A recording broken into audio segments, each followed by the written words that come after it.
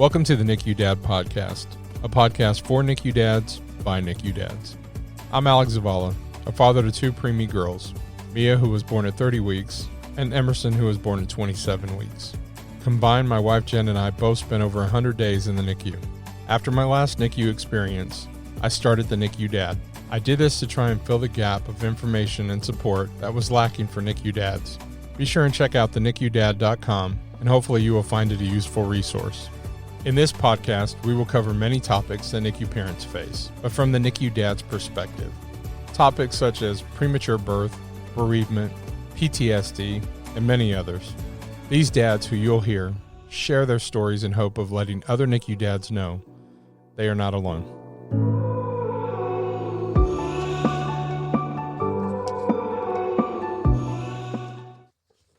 Hello, everybody. Welcome to the NICU Dad Podcast. In today's episode, we are so lucky to have my beautiful, lovely wife, Jennifer. And I don't know, it's kind of crazy that it's been doing this for so many years, and we're finally doing this. Yeah, I guess. Yeah, finally. So Finally convinced me.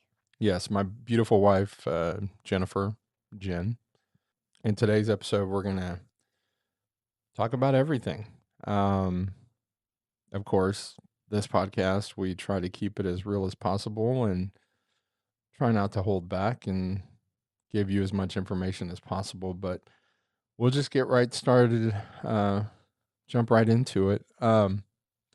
So I want to start, nobody knows this, maybe like 2 or 3 people, and I doubt that's even a thing.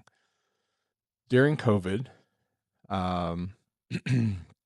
when everybody was locked down, one of our, as I'm sure most people had, our COVID chats.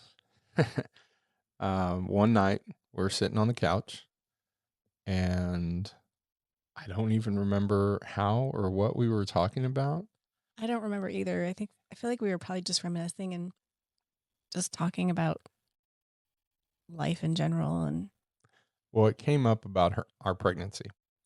And after, 7, 8 years of going through what we went through in the NICU stay and the pregnancy, I had a vision of what I thought had happened and didn't have a clue about what you were dealing. So just to kind of explain things a little bit. So our oldest, Mia, is my stepdaughter. And Mia was born at 30 weeks. Right. And so you went through the NICU with her. yes. And what year? Go ahead and give us details on that. So what year was that? And She was born in 2004. And I feel like I kind of went through that NICU alone, even though I was in a relationship with her father. He worked a lot and very rarely went to the NICU. And so I felt like I kind of just went through that stage of my life alone. So it was just me and her. so you went through the experience with her. So Mia was born at 30 weeks. Yep. She weighed 3 pounds, 6 ounces. And you went through that NICU experience with her. And fast forward to us getting pregnant. So just to, like I said, full disclosure here, we're not holding anything back. So the day you found out you were pregnant, you know, we I had a pregnancy test thrown at me. That is correct. And I was happy and overjoyed, I think, right? I was super ecstatic. You were not. I think how it went down was I had a home pregnancy test that was really old, and I took that and called you, and I wasn't sure if it was positive or not. And so you came over with a new one, and are you I guess, yeah, you came home with a new one. And I waited until the morning to take it. So I woke up for work, took the pregnancy test. He was still in bed, and I came out of the bathroom and I threw it at him. Yes. And so that kind of set the tone for the whole pregnancy, really. Yeah. Is I was happy and overjoyed, and you were not. So, we're talking about, and I mean, now we can have this discussion here, save it for the show, right? Um, you didn't want to really have pictures taken Yeah. of yourself. Yeah. I felt like I had to push it a lot, and it seemed through the whole pregnancy, Emerson was born at 27 weeks, so it wasn't much of a pregnancy. Right. But while we were in there, it just seemed like you were very hesitant with everything. And I thought it was me. Like, oh man, she's not just, I was like, okay, she's not very happy that we're having a baby here. Right. Like you thought that I was not happy just in general with all of it. Yeah, all of it. Yeah. Just, I was just kind of going through the motions of being pregnant, and this is my life now. And yeah. And I thought it was the fact of, oh, great, this pregnancy's ruined your life. Like it just, or put us in a spot that we didn't want to be in, that we weren't planning. It was obviously an unplanned pregnancy. Right. And so we weren't prepared. But even then, you really, were hesitant. Like I would have to force for you to take belly pics and stuff. Yeah. So that was our pregnancy. And for those 27 weeks, it was pretty much that kind of that way. Mm-hmm. Well, then I feel like I kind of, maybe you might remember too, like I would kind of flip back and forth, but that was also just me in general all the time. Yeah. Yeah. And I didn't find out till COVID. Mm-hmm. What was really going on in your mind? Right. Had we not had that conversation on the couch, I would have gone my life thinking that it was all you. It was just a horrible pregnancy that you didn't want to be in. But what was it that was really happening?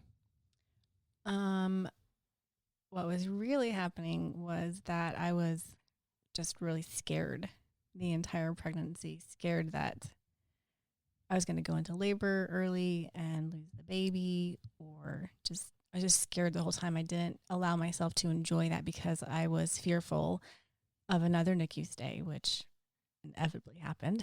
But just worried about all of that and not going to full term. And so I feel like I just didn't allow myself to enjoy all the aspects of making a life and having a baby and all the joys. I feel like I probably robbed myself of that, and you, because I was so scared. Yeah, I mean, well, it was a high risk pregnancy. Yeah. I think what you told me is that you threw that pregnancy test at me because you were like, you idiot. Do you know what you have us possibly set up for? Like, yeah. Like you have no clue. And I didn't have anything. I didn't have a NICU experience. Like I didn't know anything about it. I didn't know anything about the NICU. All I knew was that Mia was a preemie, and the stories that you had shared and the experience. And even then, I don't know how much we really talked about it. I mean, a little bit, but we didn't go into detail. It was, we would talk about it every now and then, but I didn't have a clue. Yes. Right. And I feel like with her too, and I did the same thing with Emerson. Once your baby's in the NICU, you just kind of become this robot, and this is what you have to do. You go back and forth from your home to the NICU and get what time you can with the baby while you're there. And then, you're just on repeat. And so you just kind of are a robot going through the motions and doing what you are supposed to be doing. Yeah. So you throw the pregnancy test at me, and it's you idiot. You don't know what is possibly in store for us. And you were 100% right. Yeah. And I didn't have a clue. So it was like, I guess you could say a switch went off for you during that pregnancy and now I understand it. And going through what we did with Emerson and having that conversation, I had the realization where I'm like, oh my God, like I can't imagine what that was like for you. Yeah. Like, just worried. Yeah. I mean, worried, scared, just the whole situation, because you had me. That, yeah. Like and I don't know, maybe this helps some parents that are in our situation where one has been through a NICU stay and the other one hasn't. I had no clue. Right. So I'm all 100 miles an hour on pregnancy, like, yeah, let's go. And you're not. Yeah. You're on brakes and, full on brakes, emergency brake, everything, like, holy crap. And so I know we've never talked about it. Is my body going to be able to do its job this time? Yeah. Kind of thing. Yeah.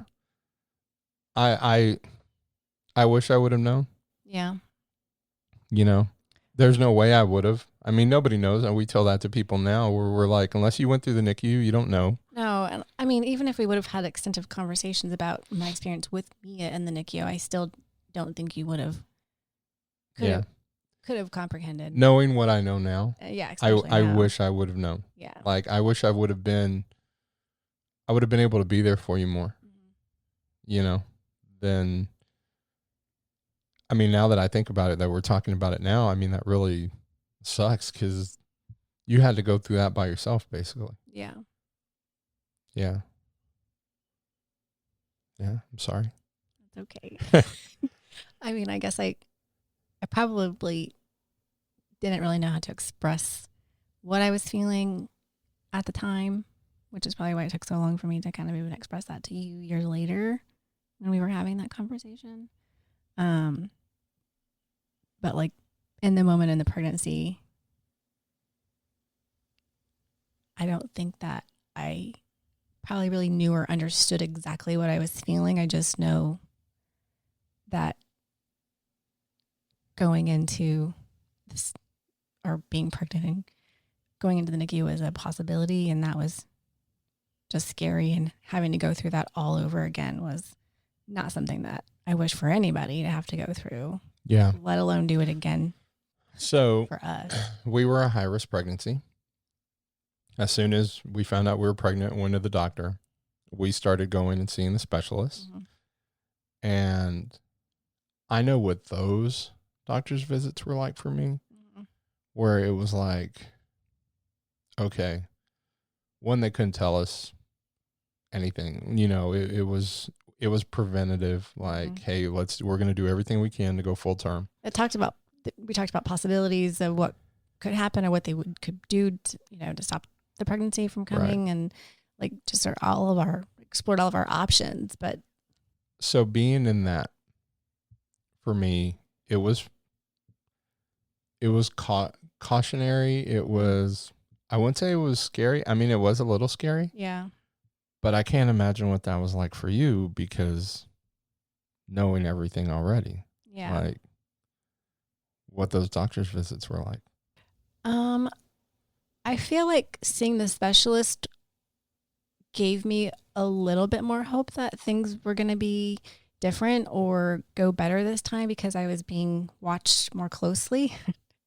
That obviously didn't happen. Yeah. She still came early, but I feel like it gave me a little bit of hope, and that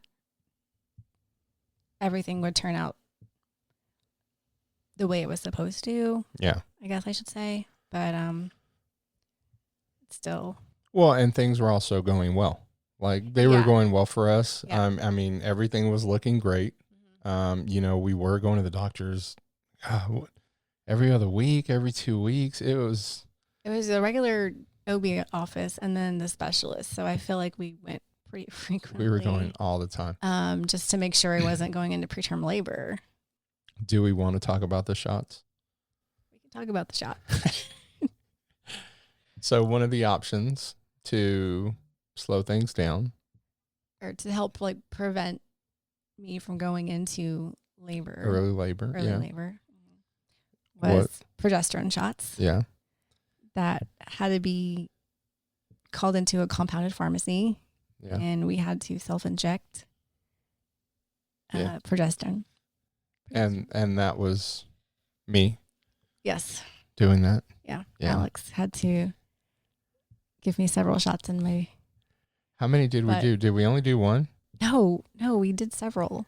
Really? Yes. I just remember it being a really bad experience. It was because the pharmacy, I think, gave us some sort of different compounded something or another, and I got almost like cellulitis in my buttocks.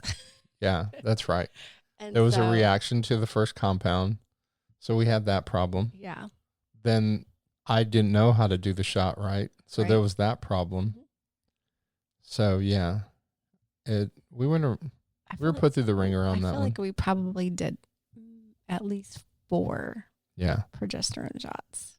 A lot of bruising. Mm-hmm. I always make the joke that there was a lot of bruising and a lot of crying, and that you had a bad time also. Right. Yeah. Yeah. Yeah, it was not good. It was not, no. It was not good.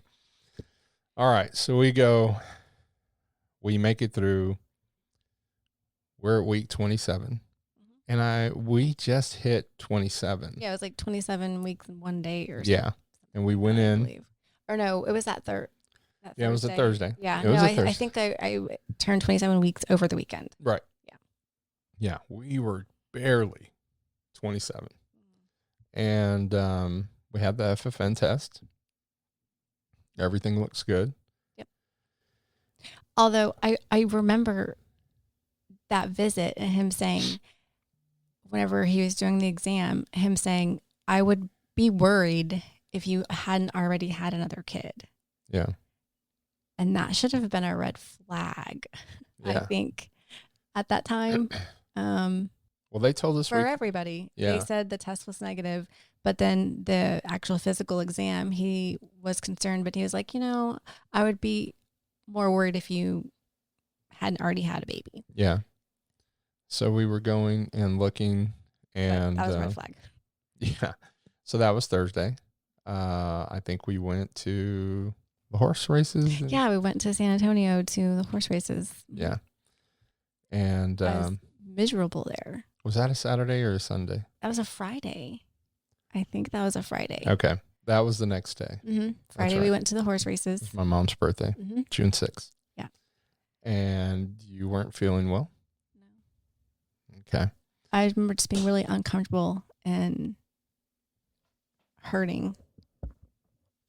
Like my back hurt and my belly hurt. And yeah. Yeah. And then uncomfortable Sunday also. Yep. So then... Well, Saturday, I guess we probably rested Saturday, and then Sunday. Oh, Sunday we went in Sunday we went to go register for the baby shower. Yeah. Mm-hmm. So. And that whole time, I was just felt uncomfortable, and my back hurt just in the store, like. Yeah. And just not realizing that you were probably in labor. And I did not know. Mm-hmm. So yeah, I remember that Sunday evening. You being really uncomfortable, your back was hurting. I think I had to give you a massage and stuff. So that was June 9th. And we had our tests. We were concerned, but we thought we were turning the corner. Like everything seemed to be all right. We had thinking about whether or not you were going to have to get like sutured, right? Or what is that? I don't. Where they put that thing. Yeah, the thing inside you. Just whatever that is. Yeah. All those conversations had kind of gone to the side. Right. Mm-hmm. We were looking like things were going to go. So Monday morning, wake up, shower, get dressed for work, still just like not feeling great, just uncomfortable. My back's still hurting. Went to work, 7:30, 8 o'clock, I think I worked. And they've heard me tell my story. Like, so, and this is the good part too, because this is my version. We've never heard I don't even know if I've ever heard your version. I'm sure you have. So went to work. Now I can find out all the wrong things I've been saying all these years. So you went to work. Yes, I went to work. And I was also going to work. Yep. But was dropping Mia off at my mom's house. Mm-hmm. And then heading to work. And then we were going to come back and go to the pool. It was, big summer day. Yes. And so I went to work and I kept feeling like I had to go pee. And so I went up to the bathroom, went pee, came back down, sat down, and I'm like, kept thinking I was peeing myself, that I had to go again. Well, I went back up to go to the bathroom, but somebody's in the bathroom. And as I started, there's just maybe like 4 or 5 steps down to where before I go to my office. And as I'm coming down those stairs, my water breaks. And this is a new experience for me because with my first pregnancy, they had to break my water, even though I was continuing to dilate with Mia. They had broke my water in the hospital. So this was a whole completely different experience walking down the stairs and my water just breaks. And I immediately go into panic mode. And I go into my office and my coworker and I share space and I'm yelling, Gloria, get your keys, get your purse. We have to go to the hospital right now. My water just broke. Mind you, I also work in a pediatric doctor's office. So things probably would have been a little bit different if it was a different office. So I'm yelling at her and she's grabbing her purse and her keys. And I don't remember what happened kind of after that. I think we decided to call Alex and I call Alex and I just kind of remember like turning in circles and pacing at my desk, like seeing Gloria with her purse and keys. And I'm calling Alex and I'm talking to him and I'm so hysterical. I don't know what he heard or what he said. And I'm shoving my phone into somebody else's face for them to talk to him. And then another coworker comes in and they're telling her, go get the doctor. So they get the provider that I work for and out of a room and several other nurses, and they sit me down and they're like, sit here. It's not safe for you to leave and go in a car to the hospital. And I'm like, okay. And they're like, just have some water. And so behind the scenes, I see there's one of the nurses took my phone and calls my OB office and is talking to the nurse or the doctor. I'm not sure who she's talking to and trying to get advice as to where I should be going at this point. My water broke. And so they say, I guess the nurse at my OB's office tell my office nurse that they need to go to the closest hospital. And so then they come and tell me, and everybody's like getting down like you do on a little kid's level, like in my face, like talking to me, trying to calm me down. They're telling me, we've called an ambulance and ambulance is going to come and get you. And they're going to take you to the nearest hospital. And Alex is on his way. And 2 of my coworkers followed the ambulance over to the hospital as well. So the ambulance came and I went for a ride, and I think that was probably the scariest moment of my life because I was 27 weeks and I'm just crying, and it was like this whirlwind of an experience where all these people were just kind of shuffling around, making sure that Alex was called and the ambulance on the way, and my OB office knows. And so I get to the hospital and they take me to a room, and my coworkers hadn't got there yet. And they tell me to put a gown on, and I don't know why this sticks out in my head, but I took my clothes off and put the gown on, but I just left my clothes in the middle of the bathroom floor and I could see them. And I was so bothered by that. I don't know why. That was the only thing I was concentrating on.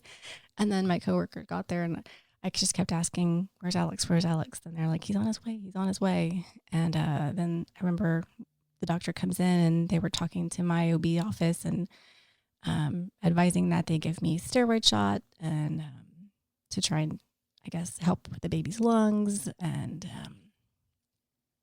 was just this whirlwind of people just coming in my room. And I'm just like, where's Alex? Where's Alex? Where's Alex? Like, you couldn't get there fast enough. And little did I know you did get there as fast as you can. But it felt like hours when it really was probably 30 minutes from the time I called you till I got to the hospital and you showed up, if that. That's pretty crazy because I was 45 minutes away. Yeah. But it was so scary. And then to have it happen at my office is, but luckily I worked for a pediatrician's office and they knew what to do. So one of the things that sticks out aside from the phone call,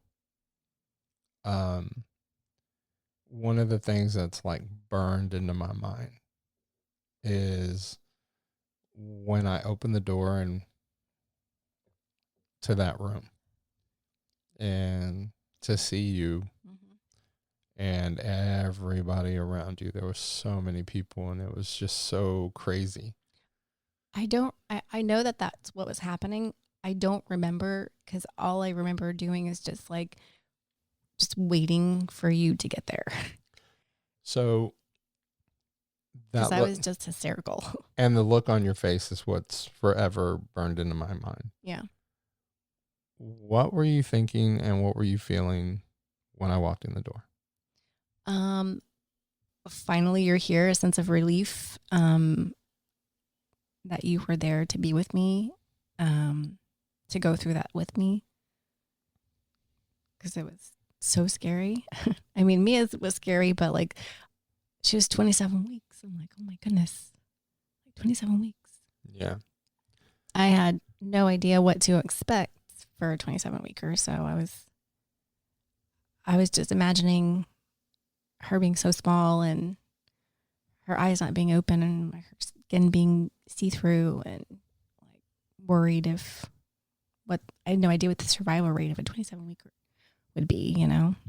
So let me ask you this. When your water broke, did you... So for me, when you called me and told me that your water broke, or when they told me, because I couldn't understand anything you were saying. Yeah, no. I just heard water broke. And so that first phone call, I thought we lost the baby. Yeah. So when your water broke, did you think the same thing, or no, or you, with the past experience, it was different? I don't know that I ever thought that I would lose the baby or that something was wrong with the baby. I was so scared because I didn't know, like, if she would survive this. Like, I didn't know, but I never imagined that. I don't think I ever thought that was a possibility. I just, You know what I mean? So the whole time I'm thinking that. Yeah. Like, as soon as that phone call comes, the whole time I'm thinking she's gone. Yeah. Was there ever a time where you were worried about yourself and thought that something might happen to you? No. Actually, yes. I guess after I delivered her and they were working on me and I got really lightheaded and like just... Okay, well, let's pause on that.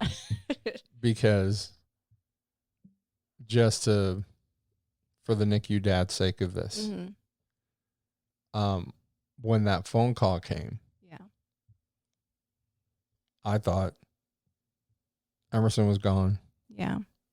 And maybe you too. Why would you think me too? Just because if something was wrong with me and that's why we were delivering early? Right. Who knows? And, it's one of those things where there's so many things that could go wrong. Yeah. Yeah. So on that car ride, for me, it's like, please don't let me lose my family. Yeah. So, I see you, we fast forward to the room and, everybody's around and everything. Do you remember Gloria and Nana sitting on the couch? Yeah. Oh yeah. I felt like they were, it was like a movie where they were just on the couch, just talking and having coffee. And then it's like this whirlwind of people around us, talking to us and taking care of us and situating us and having us sign forms and stuff. And they were just there. And, yeah. So, we talked about me being in the room and us seeing each other for the first time. And remember, we were both crying. Well, that time in there, it felt like in the room, I come in and I think it was only a matter of minutes before they take you off. I mean, they were telling us that I guess they gave you shots. They gave me the steroid shot. Right. They were going to slow things down. And then things changed. Yep. In a flash. I don't even, in that moment, I don't really remember. I feel like it was like, oh, the baby's breached, the baby's in distress. Like, we're taking you now. And I'm like, wait, what? Like, I'm thinking they're going to give me steroid shots. We're going to be here I'm going to be bedridden, or we're going to be here for 24 hours. But I guess, I don't know what I was thinking. Didn't think that I was going into surgery right then and there. Right. But I guess my water had broke, so there was no going around. It felt like they were taking her that day. It felt like they were going to be able to slow things down. Yeah. And maybe.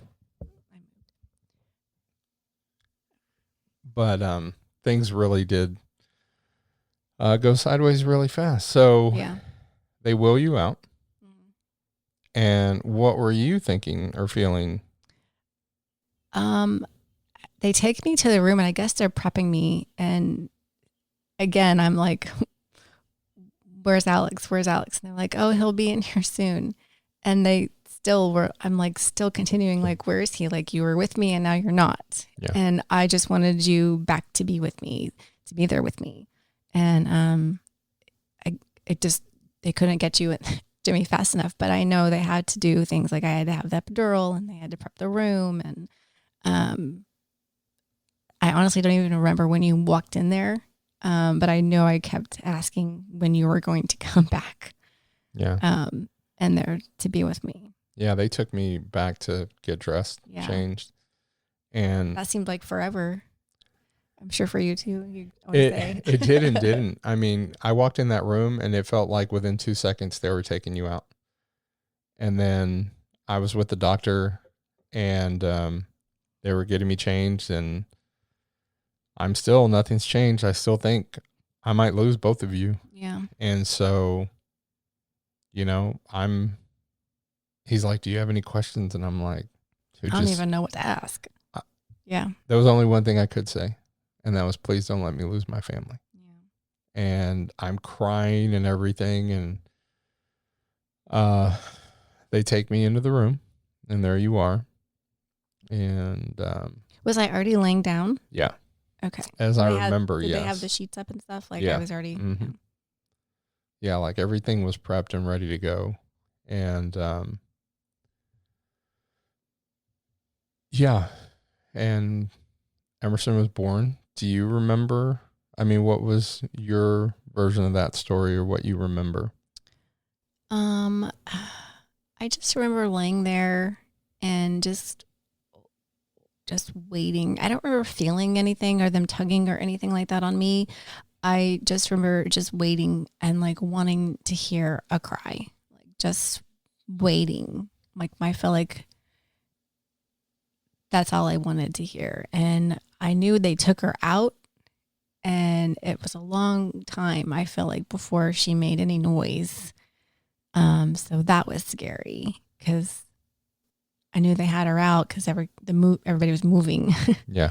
And then you left my side and went over there. I think you probably went over there after she cried, maybe, or maybe she made a noise, or were you there? It was the same thing. Okay. It was me waiting for the cry. Yeah. And she didn't.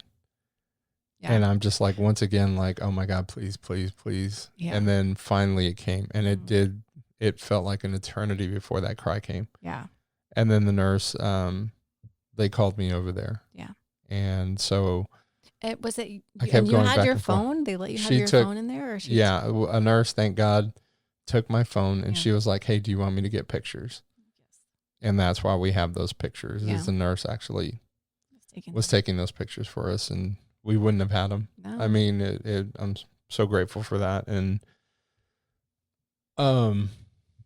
so earlier you had talked about where you thought something might happen to you.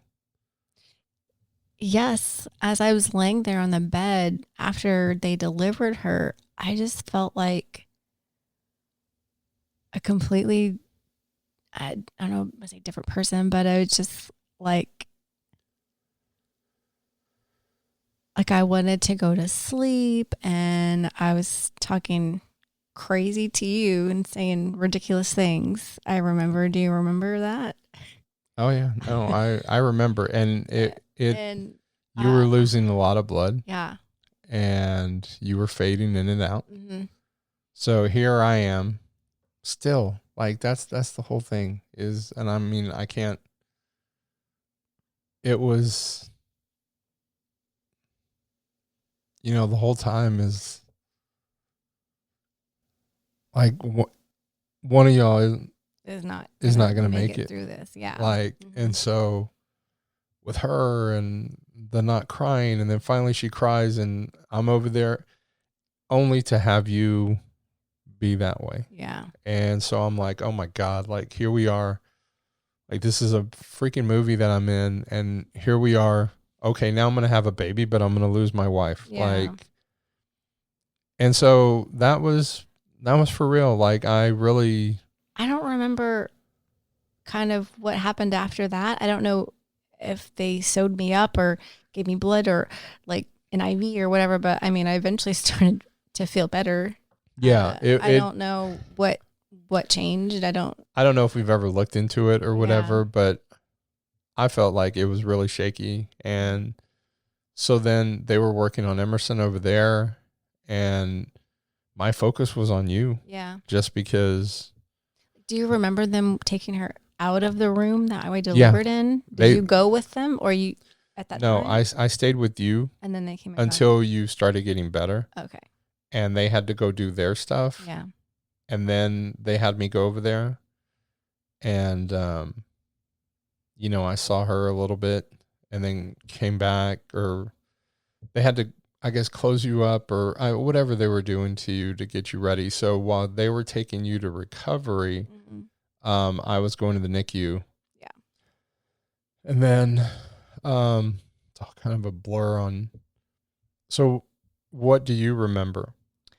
I don't remember them taking her out. It wasn't a traditional where like, here's your baby, and then. Yeah, you didn't get to see her. No. Yeah, no, that didn't happen. So I kind of feel like my memory goes from being crazy, losing a lot of blood, to then I'm in the recovery room as my memory. Like, I don't remember them taking me to recovery. And then while I'm in recovery, I remember you just going back and forth. But I feel like in recovery, there was nobody else there that maybe had delivered. I don't know. And I was all alone. There was nobody at the nurse station. There was nobody talking to me. I was just alone there by myself until you would come over and talk to me. Like, it was like they put me in recovery and I just stayed there. I don't remember there being nurses at a nurse station. Maybe there were, I don't know. But like, I don't remember anybody else talking to me after I had the baby until I got to like a room. Yeah. Until they pulled you out of recovery. Yeah. It was so lonely and so sad. And like, you've often talked about being alone, waiting to go into the room for the C-section. I probably kind of feel the same way. I just delivered a baby, and here I am alone in recovery, nobody's talking to me. No nurse is checking up on me. And maybe they did, and I just don't remember. But I just remember just feeling very isolated and very alone. And nobody telling you how your baby's doing? No, like nobody coming giving me updates except for you. I feel like you came back and forth at least like 2 or 3 times. I did. I kept going back and forth. And with pictures. I take pictures of her. And then when they finally did take her to go to transport her to Dell, they wheeled her next to my bed. And even then, I didn't see anything. I had no idea at this point what my baby looked like other than the pictures that you'd given to me. Yeah. And I mean, no idea. Yeah. And, a 27-weeker in a picture. Yeah. Yeah. It's not the easiest thing to swallow. No. So I was going back and forth with the pictures. And so I always talk about feeling guilty that you didn't get to see her. Yeah. Was there any kind of anything with me going back and forth? And no, not at all. I never felt resentment or anything that you saw her first or that you were with her or that you went to the hospital before me. Like, no, I'm glad that one of us was able to, you know what I mean? Like, yeah. I didn't have any feelings like that. I was just glad that somebody could. Yeah.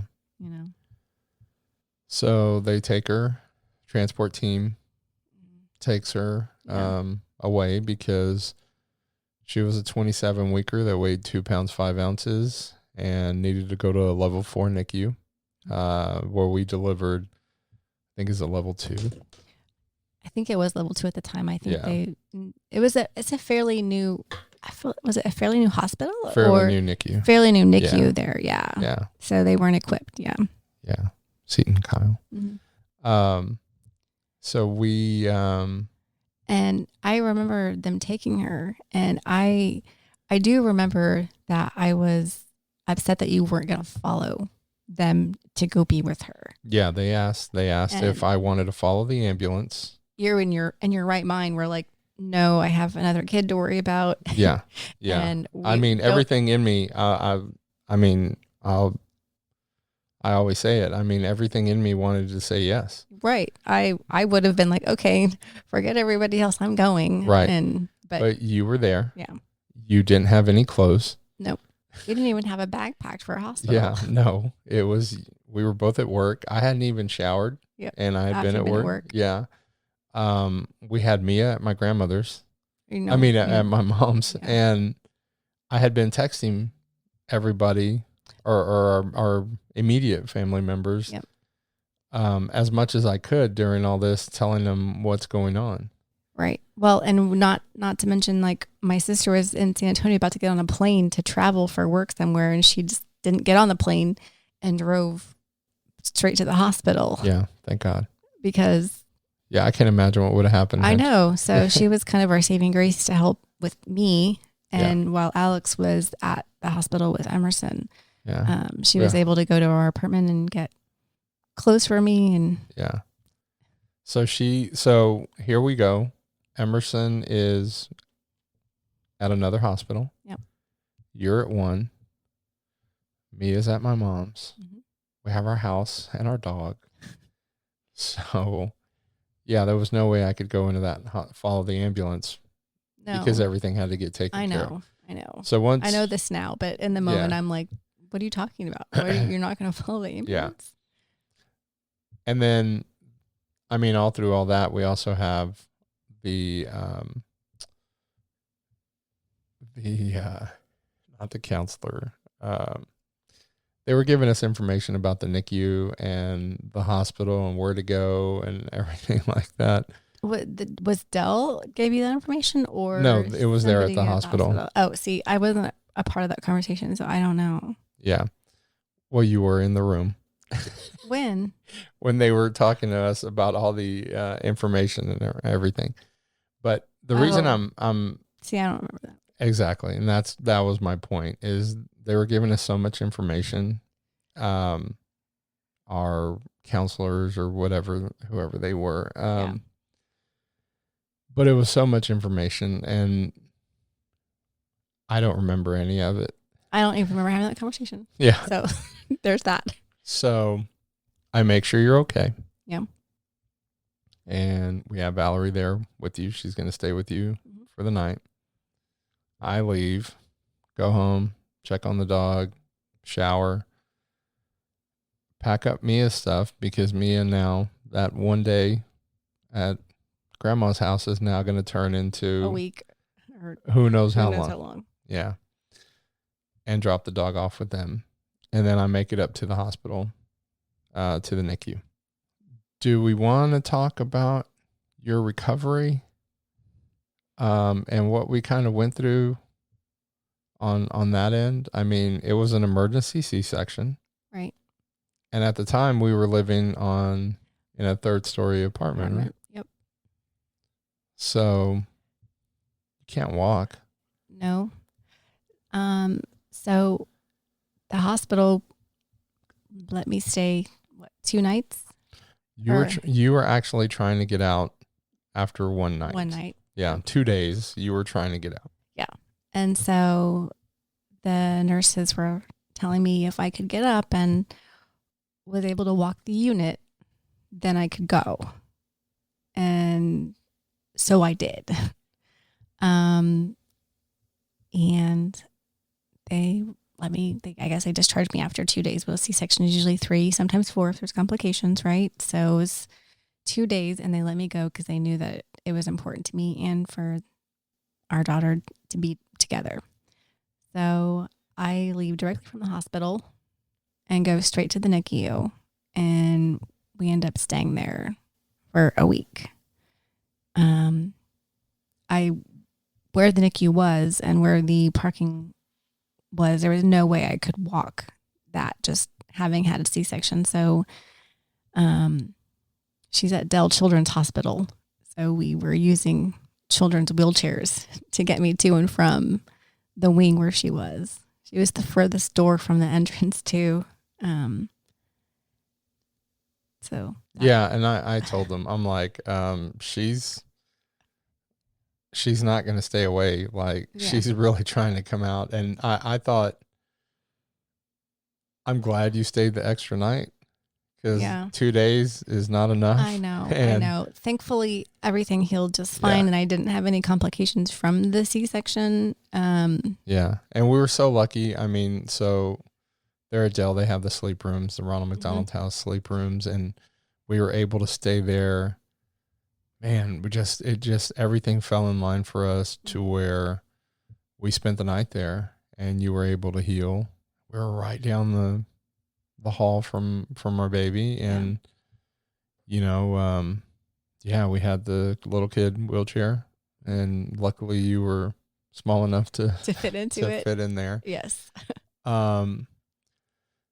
So we that started our 67 days in the NICU.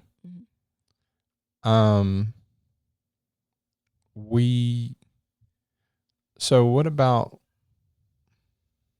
I want to ask you about managing the NICU, like the NICU stay, and going back to work, the schedule, like what that was like for you. For me, so I guess once I got discharged from the hospital and got to the NICU, the week there was it was good, but it was also rough because I wasn't getting any sleep. I was bound and determined to have my milk supply come in, so I feel like around the clock pumping every 2 to 3 hours for her. We were, yeah. And so there was no sleep. And finally, one of the nurses, or maybe the lactation consultant, was like, you can sleep longer at nighttime. It's going to be fine. So that was good advice. And so I think we ended up we were getting like 6-hour a night sleeps.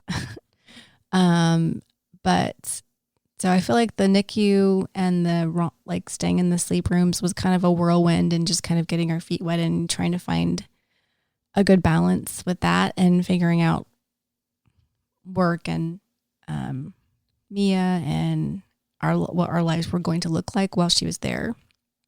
And then once we finally went home, just establishing a routine. And like I've said before, like I feel like the moms kind of turn into these robots and they just do what they have to do.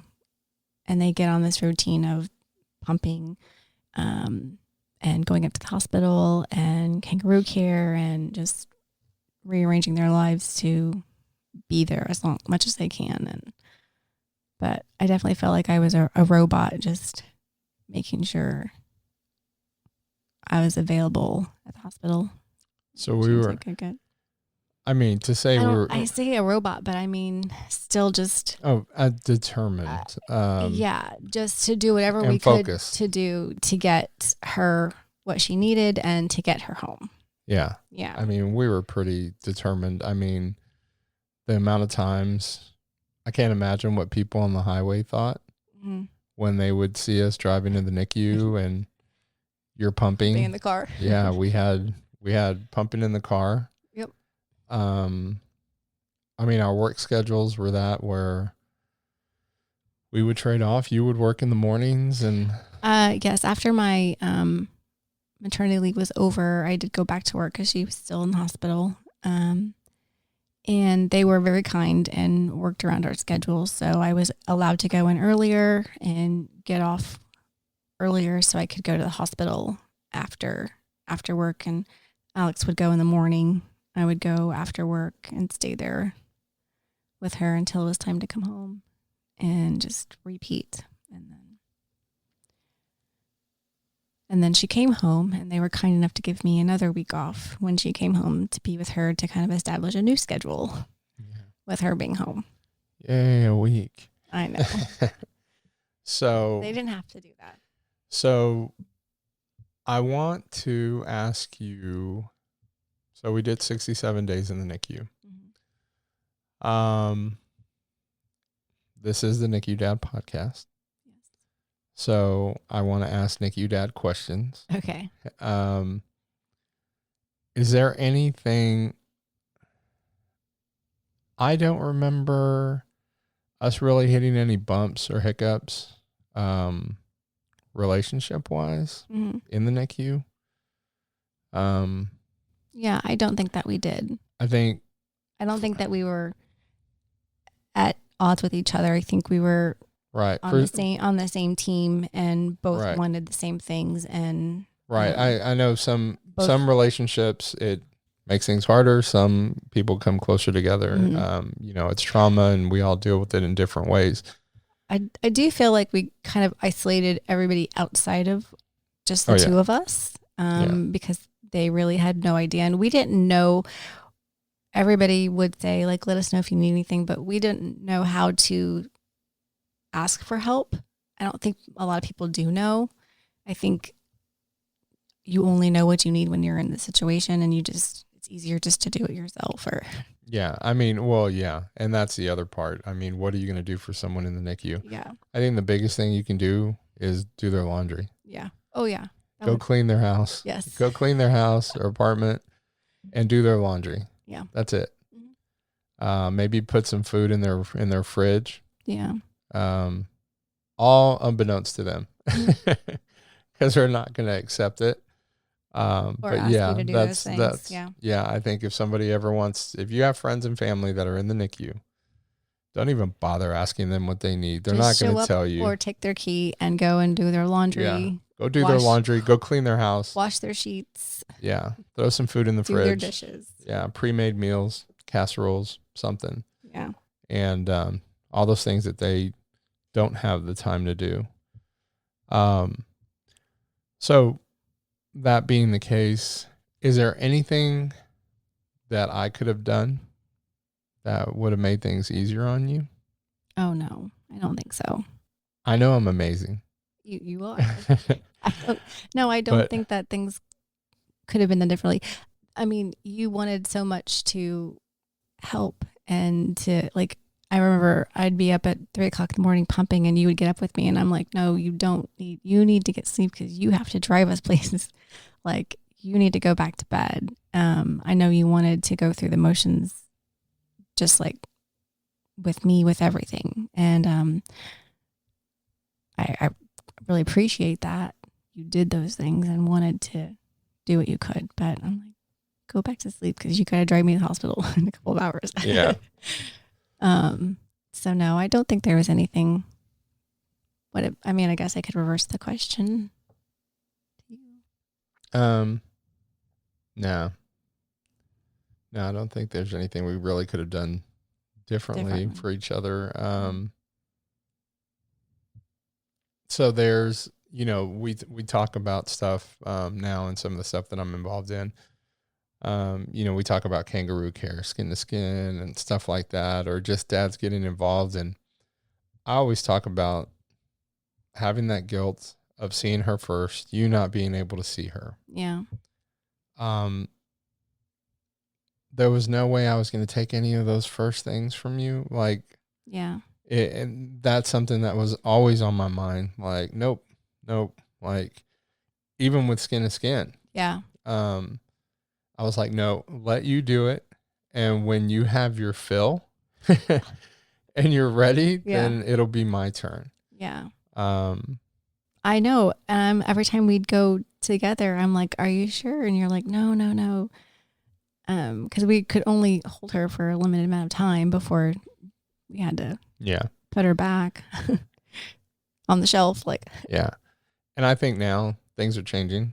I think now we're seeing that the more skin to skin, the better. Mm-hmm. And yeah, I mean, I had to wait. I would have held her for 24 hours if I could have. Right? Yeah. Like, I think I waited, I don't know if it was weeks, but it was days after. It might have been a week.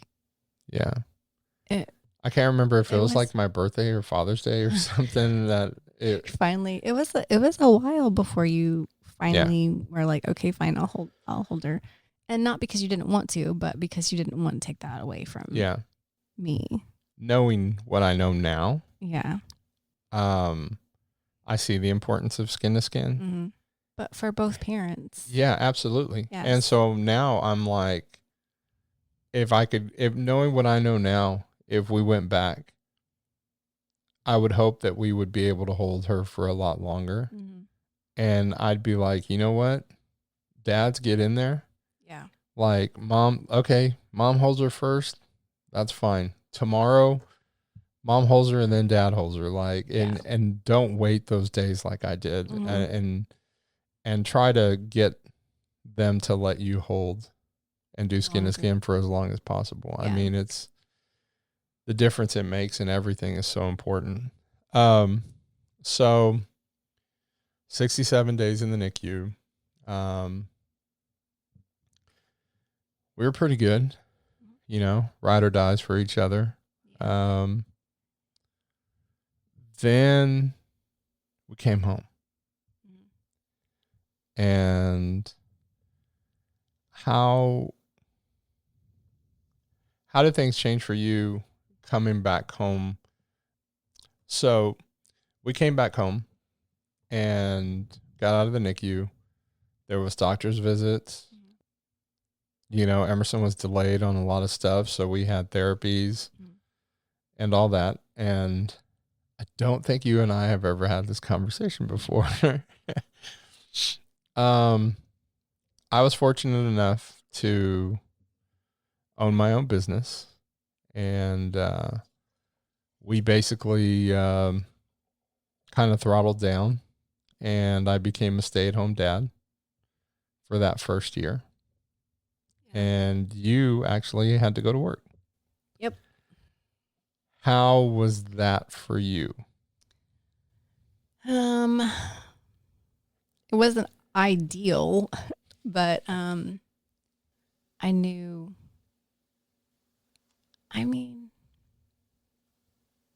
would I have wanted to be or been able to be a stay-at-home mom?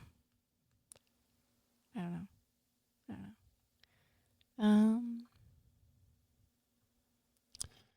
So how did you feel about me? So I always, in the back of my mind, you know, I would be there for therapy. Yeah. Well, Our therapy was at home, Yeah. or we'd go, if we had a doctor's visit or something, we would both go. But therapy was at home. Yeah. I spent that a lot of time with her at home. Was there, I always was like, oh man, you know, I'm getting a lot of time with her. Yeah. I would always make sure I would record everything like as much as I could. And just because of the situation, I mean, what we had gone through in the NICU, and now here she's growing, things are getting better. And you're having to be away. Yeah. I don't know that I really ever sat in my feelings about that. I was a stay-at-home mom with Mia for the first year. And she didn't have therapies and things like that. But I stayed home with her. Would I have liked to probably stay home with Emerson? Yeah, of course. You and I both would have probably wanted to stay home with her. Yeah. But I don't know how that would have worked out. So, I don't know that I ever felt like I was missing out because you were there and so involved and, always video pictures, things like that. And so I didn't feel like I was missing out as much because you were doing those things for me. So I never really sat and thought about, and I've never really been resentful about it or that I didn't have the opportunity to do that with her like I did with Mia. Just thankful that one of us had the opportunity, to do that. So I think we were pretty lucky too that we were on the same page. Yeah. Also about we were social distancing before it was cool. Yep. We basically sheltered for a whole year. And, I think still have not seen those friends that we used to hang out with. Oh, yeah, for sure. Our lives have just completely changed after that. And that happens to most, but we weren't going to risk. There were so many birthday parties and events and things that we just said no to because we weren't going to risk her getting sick and having to go back to the hospital. So we just kept it small. Yeah, there was a bunch of family that didn't meet her until her first birthday. Yeah, most of the family. Yeah. It was just maybe 3 or 4 people that. It was a very small circle. Yeah. Yeah. Most of our family did not get to meet Emerson until after she was a year old. Yeah. But thankfully social media was around, so they got to see her grow. Yeah. Yeah. So that was nice. Yeah. And we did share a lot of stuff. We had started a page for her just because updating folks was getting to, we didn't have time. So we started if you want to know what's going on, then you can check her Facebook page. Yeah. That made things a lot easier on us. So everything goes great. We're back home. She's growing. We had some hiccups here and there. I was in denial on her delayed things. And, you're like, she's fine. We're like, no, she's not. She can't hold her head up. She's fine. She's strong. Yeah. But I came around. You did. And I'm glad I did. So going through all that, we start, I guess, getting involved in the NICU and stuff like that. Would you have done anything different or wanted us to do anything different on any of it? I don't know that. I don't think that I would do anything different. I look back and I do wish that we would have I wish that I would have enjoyed the pregnancy more than Yeah. I allowed myself to enjoy it. Well, honestly, I'm surprised you even enjoyed it as much as you did. Yeah. Knowing what I know now. Yeah. I mean, it's horrible. So I wish that I would have not been so worried or so scared, and enjoyed the pregnancy. But you can't take that back. You know what I mean? Like we have lots of pictures still. I mean, we have pictures and moments and memories, and just not as many as I would have probably have liked. Yes. Does it make you cry or make you feel any kind of way whenever you think about that you've never been able to carry any of your newborn babies out of a hospital? It does make me sad, like that I didn't go full term with any of the babies and never had that, like both babies. Well, I don't even know that we had a baby shower for Emerson afterwards. Not really. So like I had a baby shower for Mia, but after she was born, never had a baby shower for Emerson. Really, the celebration was her first birthday. Yeah. For her. Yeah. Like never got to ever experience those things and maternity photos. Like there was never any time, like nothing. Like I think I registered for Mia and had a shower for her after the fact, and we barely registered for Emerson. So yeah, I mean, it makes me sad I missed out on all those like traditional things, and that it's never going to happen again. Yeah. No more babies. No more babies. We've talked about it. It physically can't happen now, but we've talked about it. And I was like, I feel like it's like, what do I say? Like child abuse. Like I can't go through that because the next baby will be 24 weeks and I can't put another baby through that. Yeah, that was we talked about a third and then we did the math and we're like, 30, 27, 24. It would be a 24 weeker but even then now I'm 50. So now we can only hope for grandchildren later on down the line. Yeah. Well, I mean, we talked about it when Emerson was younger, obviously not now. Yeah. Yeah, not now. When you were younger. We're about to have a 21-year-old in a few weeks and a 12-year-old here in a few weeks.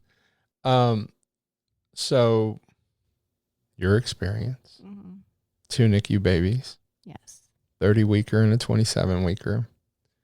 Do you have any advice for new NICU moms? So I'm going to give you this. Okay. Do you have any advice for new NICU moms? If there's anything like top 1, top 2 thing that you really, are your things. And do you have any advice for dads on maybe something that I did that was really good or something that you wish?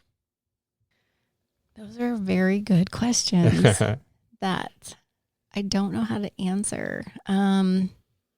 Okay. Well, I feel like, and maybe I'm the only one, but I might not be, but I do feel like as a mom and we have our babies in the NICU, like we are just highly focused on like doing what we're supposed to be doing for this baby and kind of like not stepping back and enjoying the moments that we have. I mean, maybe with Kangaroo Care, you are enjoying that moment, but like not like embracing it, enjoying it. I step back and I just kind of see myself as this like zombie and this robot tired mom pumping and just going through the motions of having this baby in the NICU and not really seeing like the happiness that could have potentially been there. Yeah. Like it wasn't a sad time. It was just a worrisome time. And I wish I could have kind of stepped back and found happiness in the moments or more happiness in the moments, you know what I mean? That while we were there. That's probably pretty hard though. I mean, we're in trauma. Yes. And you're in it. I mean, that's one of those things I think you could tell somebody that it's not going to happen. It's where you later on you look back. Yes. I mean, but I guess the good thing would be to take as many pictures as you can. Always, yeah. Pictures. And then go back. You can go back and reflect. Mhm. Yeah, because it's kind of hard when you're in that trauma and you're just Yeah, you could be like, oh, enjoy the moments. Like, I mean, when we go back and we see and talk to parents who are in the NICU, I mean, I can't tell a mom who's saying they're heartbroken and her kids in the NICU, just find the peace and happiness. Yeah. Like, yeah. They're not going to accept that, but I wish, I wish that for you. I'm out on the outside wishing that for you, moms. And I said, for dads, I don't know. I really don't know that I would change anything that you and I did differently that would have been different. So let me ask you this. For you. Is there anything that you wish would have been done differently for you? Not necessarily me, but maybe a situation, a hospital or whatever. I mean, I already know the answer, but do you? Yeah. I think. Am I going to remember? I know I've talked about this before, and it was very kind of. I think it's the biggest thing that you said is the fact that you were by yourself. By myself. Yeah. Yeah. Being by yourself in that recovery room. Mm-hmm. Well, even like being by myself when I got to the hospital, they like put me in this room and gave me a robe and were like, go in the bathroom and change. And then I'd like, what am I supposed to do now? Like, I just crawled in bed by myself. Like, I'm like, it was so weird. It was like an out of body experience. I don't know if that's why I remember seeing my pile of clothes in the bathroom floor. Like, I didn't pick them up and fold them and put them somewhere. I just like left them because nobody was like telling me what I need to be doing. They were just like, here, put this robe on. And they left me in the room alone after they just took me to the hospital in an ambulance. And then the same situation after delivery, just put me in a bed and wheeled me against this wall, and I'm just alone. Yeah. Well, I think it's kind of not funny, but it's kind of telling that both of us, that's part of our story. Yeah. Is those times that we're alone yes. in this situation. And so I think now that's something that NICUs are taking notice, and you have stuff like NICU navigators now and stuff, and there's people in certain hospitals and NICUs that's their job to fill those gaps. Yes. Which I think is huge. I mean, yeah, it's part of our story and it's burned in us, just like those times of being alone. And if somebody would have just been there, who knows what a difference it would have made. Yeah. For sure. Maybe things wouldn't have been as traumatic. Yeah. Yeah, because out of giving birth, those are two dramatic experiences that I've had, and I was just alone. Asking for you. Yeah. Well, I thank you for doing this. You're welcome. I know it was like pulling teeth. If people even knew, yeah. Is there still wine in that bottle or? Stop. Yeah, no, I've wanted to do this for a while, and I'm glad you finally agreed to it. I mean, did I really agree? No, I think you got voluntold. I got voluntold. Yeah. It's fine. But I think you're amazing. Thank you. I think you're amazing too. I think you're an amazing, beautiful, lovely mom and wife, and I love you very much. Thank you. The same to you. And Mother's Day is coming up, I think. But yeah, thanks for doing this, and who knows what else we can talk you into next. It's gonna have to be in a couple of years. I have to recover from this one talk. Yes. Yeah. I'm gonna need 2 years to recover. So the NICU mom isn't coming out anytime soon? No. As much as you want that to happen, it's not happening yet. Yeah. Well, thank you for doing this, and thank you everybody for listening. Bye. Bye. Thank you for listening, and thank you for your support. Once again, please take a look at the NICUDad.com. We continue to grow the list of resources we are bringing NICU dads. To my fellow NICU dads, good luck, and remember, you are not alone.